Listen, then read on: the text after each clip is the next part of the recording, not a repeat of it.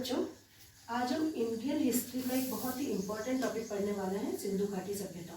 सिंधु घाटी सभ्यता केवल भारत ही नहीं बल्कि विश्व की प्राचीन सभ्यताओं में इसका स्थान है।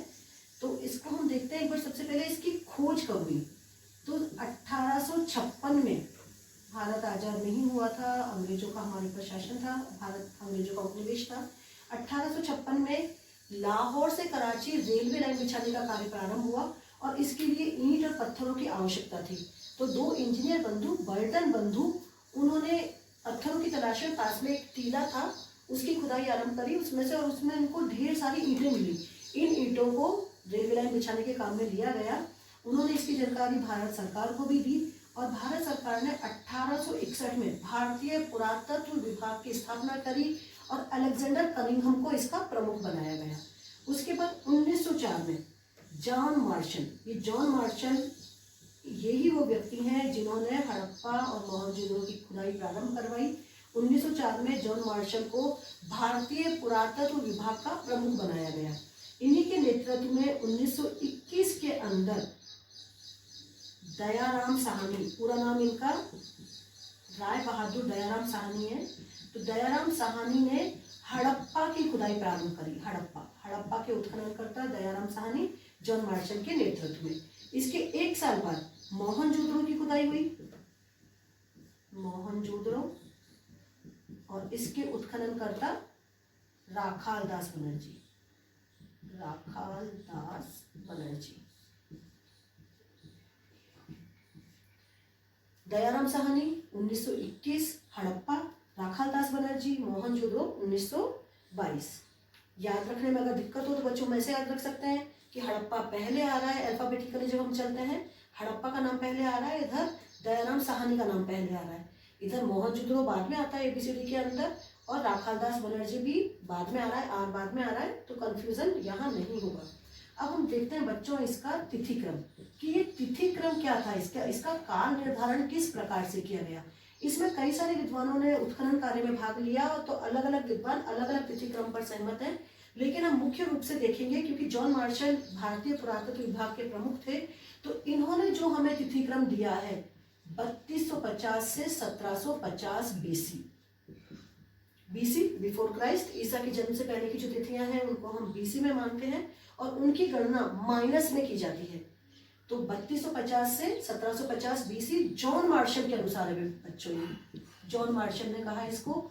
और लेकिन मार्शल के बाद C14 एक वैज्ञानिक प्रमाणित विधि है, कार्बन 14, कार्बन 14 के अनुसार, ये कार्बन 14 क्या है बच्चों? जीवाश्म की आयु निर्धारित करने की एक अवधि है, और इस कार्बन 14 के अनुसार जो इन्होंने तिथि निकाली है वो निकाली 2300 बीसी से लेकर 1750 बीसी बिफोर क्राइस्ट। तो हम इसी को ज्यादा प्रमाणिक मानेंगे, C14 को याद रखेंगे हम। इसके बाद आता है नामकरण, कि सिंधु घाटी सभ्यता का नामकरण कैसे हुआ। सिंधु नदी के आसपास, ये सिंधु नदी भारत हमारे यहाँ से शुरू होकर के पाकिस्तान से उतर के नीचे अरब सागर में मिल जाती है। तो सिंधु नदी जहाँ जहाँ इसके उत्खनन स्थल प्राप्त हुए, तो इसको, क्योंकि अगर किसी नदी घाटी की सभ्यता के आसपास जो भी स्थल प्राप्त हो रहे हैं तो उस नदी घाटी से ही हम उस सभ्यता का नाम मान लेते हैं। जैसे नील नदी की सभ्यता नील नदी के किनारे विकसित हुई, ऐसे सिंधु घाटी की सभ्यता सिंधु नदी के किनारे विकसित हुई, तो इसे हमने सिंधु घाटी सभ्यता कहा। लेकिन बाद में कई स्थल इसके सरस्वती नदी के किनारे भी प्राप्त हुए, तो इसे सिंधु सरस्वती सभ्यता भी कहा जाने लगा। सप्त सैंधव, यहाँ क्योंकि कई सारी हम देखेंगे तो 7 नदियां, अलग अलग 7 नदियों का क्षेत्र विकसित हो रहा है ये, तो इसे सप्त सैंधव सभ्यता भी कहा गया। लेकिन कुछ स्थल थे, जैसे उत्तर के अंदर हम देखें तो मांडा कश्मीर के अंदर चला गया, नीचे महाराष्ट्र के अंदर देमाबाद बिल्कुल नीचे आ रहा है, पूर्व में आलमगीरपुर, तो ये नदियों से बहुत दूर थे। तो विद्वानों में फिर मतभेद हुआ कि ये नाम सही नहीं बैठ रहा है। तो इतिहास में एक परंपरा चली आ रही है कि जिस भी स्थान का उत्खनन सबसे पहले हुआ उस सभ्यता को उसी के नाम से जाना जाता है। हमारे यहाँ पर सबसे पहले उत्खनन हुआ हड़प्पा का, तो इस सभ्यता को हड़प्पा सभ्यता भी कहा गया। तो ये सारी सभ्यता एक ही है, एक ही के नाम है ये सब। बच्चों हम पढ़ते हैं सिंधु सभ्यता का नगर नियोजन। सिंधु सभ्यता का नगर नियोजन बहुत ही सुव्यवस्थित था। यहाँ पक्के मकान थे और साम्राज्य को 2 भागों में पार्टीशन डिवाइड किया हुआ था। एक उच्च वर्ग जो कि गढ़ी के ऊपर, चबूतरे के ऊपर इनके मकान बने हुए थे। गढ़ी, गढ़ी बोलते हैं गढ़ महल को। महल का जो परकोटा था पक्की ईंटों से बना हुआ था। राजा, सामंत, पुरोहित वर्ग उस उच्च वर्ग में निवास करते थे और सामान्य जनता के रहने के लिए नीचे समतल में स्थान बने हुए थे। तो यहाँ पार्टीशन है दोनों के बीच में। इसके बाद इसकी जो सड़कें हैं बच्चों, बहुत अच्छी व्यवस्था है। जैसे हमारा जयपुर भी समकोण पर बना हुआ है, बिल्कुल एक दूसरे को सड़कें समकोण पर काटती हैं। ग्रिड पद्धति, इसी पे सड़कें बनी हुई थी, एक दूसरे को समकोण पर काटती थी। यहाँ जो मकान बने होते थे वो मकान मुख्य सड़क की तरफ नहीं देखते थे, की तरफ ना खुल करके इनके द्वार पीछे की तरफ खुला करते थे। सड़कें एक दूसरे को समकोण पर काटती थी। सड़कों की बनावट इस तरह की थी कि हवा चलने से उनका जो बहाव था, हवा का बहाव, सड़कें अपने आप साफ हो जाया करती थी। सड़कों के किनारे पर कचरा एकत्र करने के लिए गड्ढे भी होते थे, जिससे कि कचरा उनमें एकत्र होता रहे, सड़कें अपने आप साफ होती रहे। सड़कें बहुत चौड़ी चौड़ी थी, 9 फीट से लेकर 34 फीट तक की सड़कें हमें मिलती हैं। 34 फीट वाली जो सड़क है वो प्रमुख संभवतया राजमार्ग रही होगी। तो 9 फीट से लेकर 34 फीट तक की सड़कें हमें यहाँ पर पाई गई हैं। सिंधु सभ्यता में बच्चों पक्की ईंटों को काम में लिया गया है। यहाँ जो ईंटों का नाप है वो 7.5 बाई 15 बाई 30 इंच का मिलता है। परकोटे की जो ईंट होती थी, परकोटा क्योंकि बड़ा मजबूत बनाया जाता था, तो उसकी ईंटों का माप है 10 बाई 20 बाई 40 इंच। बच्चों हम पढ़ते हैं सिंधु सभ्यता की जल निकास प्रणाली। ये अगर हम देखें तो इसकी सर्वश्रेष्ठ प्रणाली है। विश्व की किसी भी सभ्यता में ऐसी जल निकास प्रणाली नहीं मिलती है जो सिंधु सभ्यता में मिलती है। यहाँ घरों की नालियां बाहर, जैसे कॉलोनी की नाली होती है उससे जाकर मिलेगी। कॉलोनी वाली नाली वहां एक बड़ी नाली जो आसपास से होकर आ रही है उससे मिलेगी। लास्ट में सभी नालियां एकत्र होकर के शहर से बाहर इसका पूरा कचरा बाहर कर दिया जाता था। ये सभी नालियां जिप्सम और चूने से पक्की बनाई गई थी। और सबसे बड़ी विशेषता, आज हम 21वीं सदी में हैं, उसके बावजूद हमारी नालियां ढकी हुई नहीं मिलती हैं। और यहाँ सिंधु सभ्यता में हर नाली ढकी हुई होती थी। तो जल निकास प्रणाली बहुत अच्छी बनी हुई थी इनकी। इनके पानी जाने के लिए ऐसे नालियों का जो आकार था इस तरह बना हुआ था कि जगह जगह पर शोधगढ़, चैम्बर्स बने हुए थे, जिनमें कचरा इकट्ठा हो जाता था, पानी बह करके आगे निकल जाता था। कचरे को बाद में समय समय पर साफ कर दिया जाता था। इससे पूरा कचरा, पूरा गंदा पानी शहर से बाहर निकल जाता था। सबसे अच्छी प्रणाली, सबसे अच्छी विशेषता सिंधु सभ्यता की जल निकास प्रणाली। सिंधु सभ्यता से हमें बच्चों एक स्नानागार के अवशेष प्राप्त हुए। बहुत बड़ा स्नानागार। हमारे यहाँ पर जो स्नानागार होते हैं, हम लोग जो यूज करते हैं, बहुत छोटे होते हैं। यहाँ पर ये पूरी पब्लिक के लिए सार्वजनिक स्नानागार है, जिसका आकार 39 बाई 23 बाई 8 फीट है। ये इतना बड़ा स्नानागार आवश्यक रूप से किसी पूजा पाठ, पुरोहित वर्ग के द्वारा किसी विशेष आयोजन के लिए इसका निर्माण किया गया होगा। और ये हमें मिलता है मोहनजोदड़ो, मोहनजोदड़ो का स्नानागार। ये बहुत ही महत्वपूर्ण है। इसमें सीढ़ियां बनी हुई है, पक्की सीढ़ियां। इसमें 3 तरफ से सीढ़ियां बनी हुई है। एक कुएं के अवशेष हमें मिलते हैं जहां से यहाँ पानी की और स्नानागार के अलावा साथ ही साथ हमें मिलते हैं अन्नागार। अन्नागार जो कि अनाज को भंडारण करने की दृष्टि से बनाए गए थे। ये अन्नागार मोहनजोदड़ो और हड़प्पा दोनों में मिलते हैं हमें। हड़प्पा के अंदर भी अन्नागार मिला है और मोहनजोदड़ो के अंदर भी। मोहनजोदड़ो वाला जो अन्नागार है 45 बाई 71, 45.71 बाई 15 बाई 23, ये मीटर में है इनका माप। और हड़प्पा का जो अन्नागार है वो 55 बाई 43 मीटर का है। इतने बड़े बड़े अन्नागार अन्नों के भंडारण के लिए रखे गए थे। और देखिए उस समय इतनी इनकी जो टेक्निक थी इतनी अच्छी थी। ऊपर चबूतरा बनाया गया है काफी बड़ा, और चबूतरे के पास इनका अन्नागार का निर्माण किया गया है। इसके पीछे 6-6 की पंक्ति में भंडार कक्ष भी बनाए गए। बच्चों हमें धौलावीरा से एक विशाल जलाशय के अवशेष मिले हैं।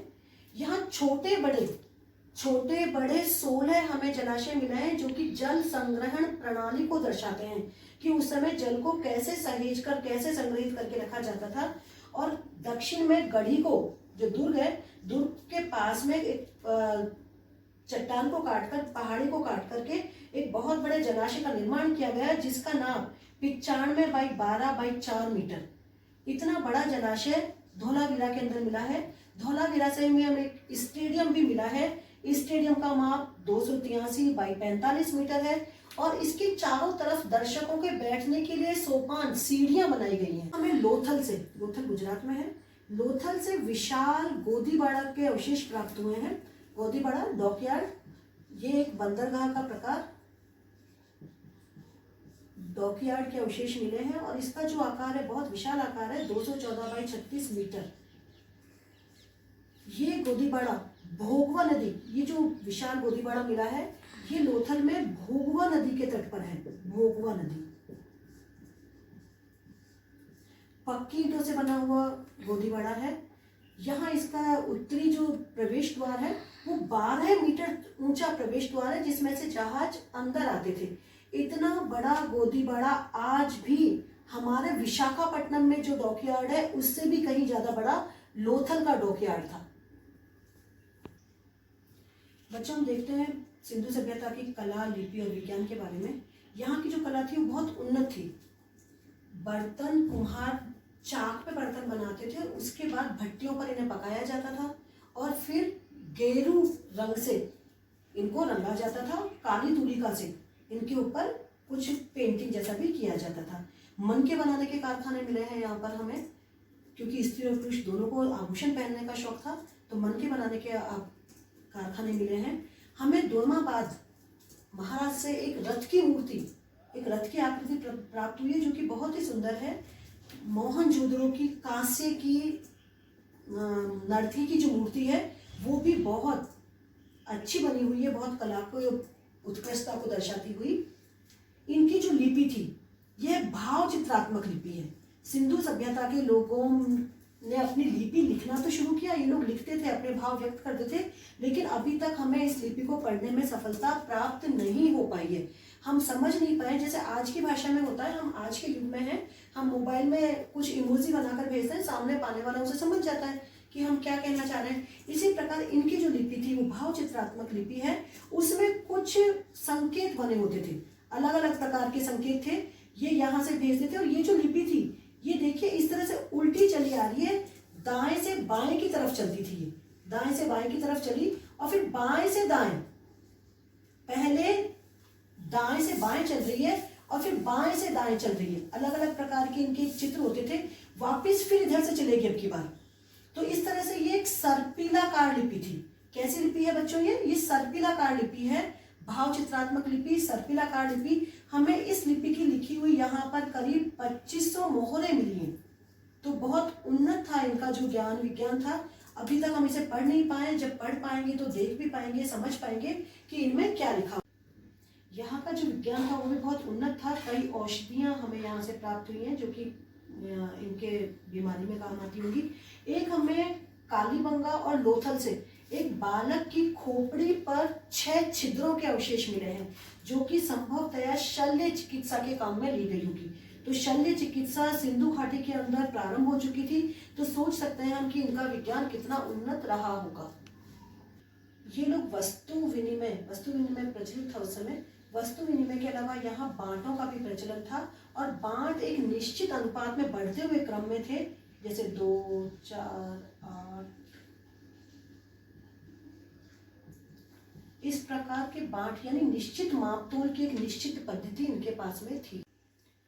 सिंधु सभ्यता में बच्चों स्त्री पुरुष दोनों ही आभूषण पहनते थे और धार्मिक जीवन अगर हम इनका देखें तो जो जो भी प्रकृति से मिलता गया उसको सबको इन्होंने देवता के रूप में पूजा करना प्रारंभ करा। सिंधु सभ्यता मात्र सत्तात्मक है और इसकी पुष्टि हमें इस बात से होती है कि एक तो यहाँ पर बहुत सारी मात्र मूर्तियां मिली हैं, महिलाओं की मूर्तियां मिली हैं। इसके अलावा हड़प्पा से एक पेड़ मिला, एक ऐसी मोहर हमें मिली है जिसके गर्भ से पेड़ निकलता हुआ दिखाया गया है, यानी जननी के रूप में स्त्री को दिखाया गया है। इससे हमें पता लगता है कि यहाँ की जो ये सभ्यता है ये मात्र सत्तात्मक सभ्यता है। सिंधु घाटी का जो व्यापार था वो दूर दूर तक फैला हुआ था। ये लोग सूती वस्त्र से परिचित थे। यहाँ का व्यापार मेसोपोटामिया तक से इनका व्यापार था। मेसोपोटामिया में मोहनजोदड़ो के लिए मेलुहा शब्द का प्रयोग किया गया है। मेलुहा मोहनजोदड़ो के में सिंधु घाटी के लिए यूज हुआ शब्द है।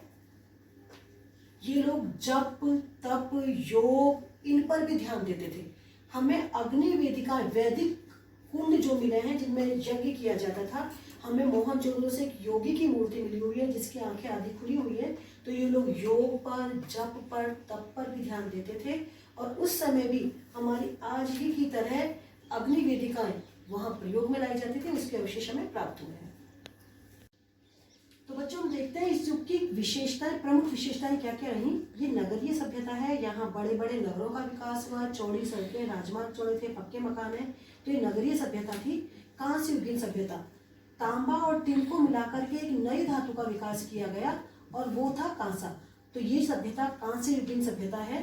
तीसरा आता है आद्य ऐतिहासिक सभ्यता। इतिहास से पुरानी जिस चीज का हमें लिखित इतिहास नहीं मिलता है उसको हम प्राक ऐतिहासिक बोलते हैं। प्राक ऐतिहासिक, जिसका हमारे पास कोई लिखित इतिहास नहीं है, केवल हम पुरातात्विक सामग्री, उत्खनन से प्राप्त सामग्री पर ही हमारा ज्ञान आधारित होता है। दूसरा आता है आद्य ऐतिहासिक, जिसका लिखित प्रमाण हमारे पास में उपलब्ध है, साक्ष्य उपलब्ध हैं, लेकिन अभी तक उन्हें पढ़ा नहीं जा सका है। तो ये सिंधु घाटी सभ्यता आद्य ऐतिहासिक सभ्यता में आता है। जिस दिन भी इसको पढ़ लिया जाएगा ये इतिहास में बदल जाएगी। ये चौथा पॉइंट है इसका। ये एक बहुत विस्तृत सभ्यता रही है, इतनी बड़ी कि अगर नील और मिस्र सभ्यता को मिला दिया जाए तो उन दोनों को मिलाने के बाद भी हमारी सिंधु घाटी सभ्यता उससे कहीं ज्यादा विस्तृत थी। फिर आता है बच्चों कि शांति प्रधान सभ्यता है। यहाँ किसी प्रकार के कोई अस्त्र शस्त्रों का हमें अस्त्र शस्त्र प्राप्त नहीं हुए, तो इससे अनुमान लगाया जाता है कि ये लोग शांति प्रिय थे, अपने व्यापार वगैरह में बिजी रहते थे केवल और अपना काम शांति से चलाते थे। अगला पॉइंट आता है व्यापार प्रधान सभ्यता। ये व्यापार प्रधान सभ्यता थी। इसका देश ही नहीं बल्कि विदेशों तक से इसका व्यापार होता था। मेसोपोटामिया के लोगों ने सिंधु वासियों के लिए मेलुहा शब्द का प्रयोग किया है। बच्चों लॉकडाउन में रह करके आपकी पढ़ाई इफेक्टेड ना हो इसके लिए वीडियो बनाया है। आप लोग घर पे रहें, अच्छे से तैयारी करें। जो भी टॉपिक इसमें समझाने की कोशिश की गई है उन्हें एक बार आप अच्छे से रिवाइज करें, बहुत अच्छे से समझ में आएगा। घर पे रहें, आप लोग सेफ रहें, stay home, stay safe, have a good day.